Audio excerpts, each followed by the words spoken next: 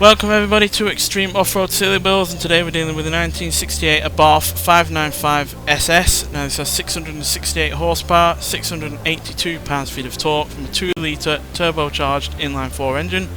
The car itself now weighs 1,168 pounds, it has off-road tyres, all-wheel drive and off-road suspension, and it can now do 0 to 60 in 3.491 seconds, 0 to 104.917 seconds, and going to a top speed of 194 miles an hour.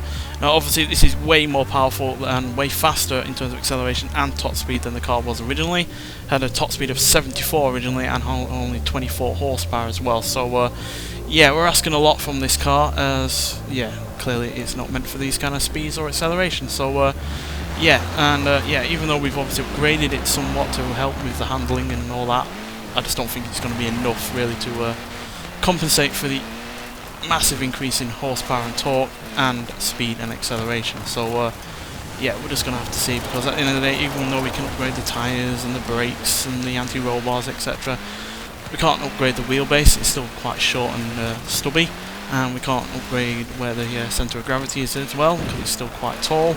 So yeah, add that together and the fact that it's got higher riding suspension to deal with the off-road elements, and yeah, we've got a car that can roll over and certainly can lift up onto two wheels, either the wheels at the front or side wheels. So yeah, let's see if we can at least be quicker than the slowest Abarth that we've had so far, but also the only other Abarth that we've had, with the 131, which managed a time of 2 minutes 8 seconds. Although another Fiat that we've had on this series has been the X19, which managed about 2 minutes 3 seconds. So yeah, as long as we can beat the 131, which was a rally car back in its day, then I will be pleased. But quite frankly, I'll be surprised, because yeah, it's bouncing all over the place with bumps because it's so light and so short. And yeah, we're doing way more than its original top speed. So yeah, you also got to put into play the aerodynamics of this car, because it's made to do about 74, not 154. So yeah, it might well struggle in that regard as well.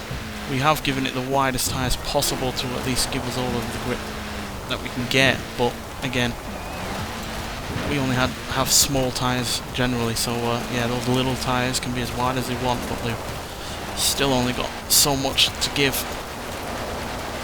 But it's dealing with these twisty bits fine, just by drifting it around them is helping. And here's a bit where it's best, which is in a straight line, and you can see it's lifting up the front there.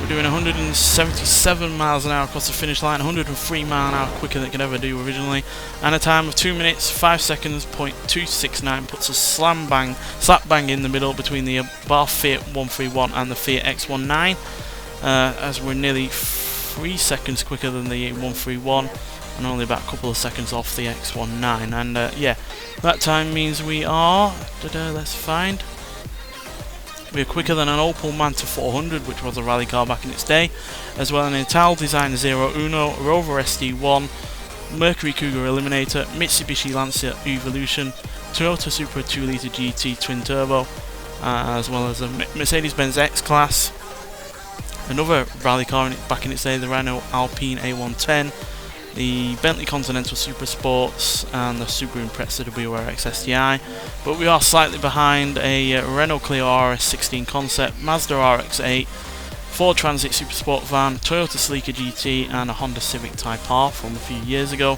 And like I said, way off the pace of the X19 by about a couple of seconds, as that at a time of, let's find it, of 2 minutes 3.183. So yeah, just over 2 seconds behind the Fiat X19 there. But quite frankly, given all of the bad handling characteristics that this car has and the far increased horsepower and torque ratings, and as well as obviously acceleration and speed, I was expecting this to be a lot worse. I was at least expecting to roll over once, but thankfully it did not. And yeah, at least it was quick in a straight line, and it was easy enough to drift around corners because of how small it is. But yeah, definitely could do better from the period, and definitely can do better with small cars like it. Nonetheless, thanks for watching, and I'll see you in the next one. Bye.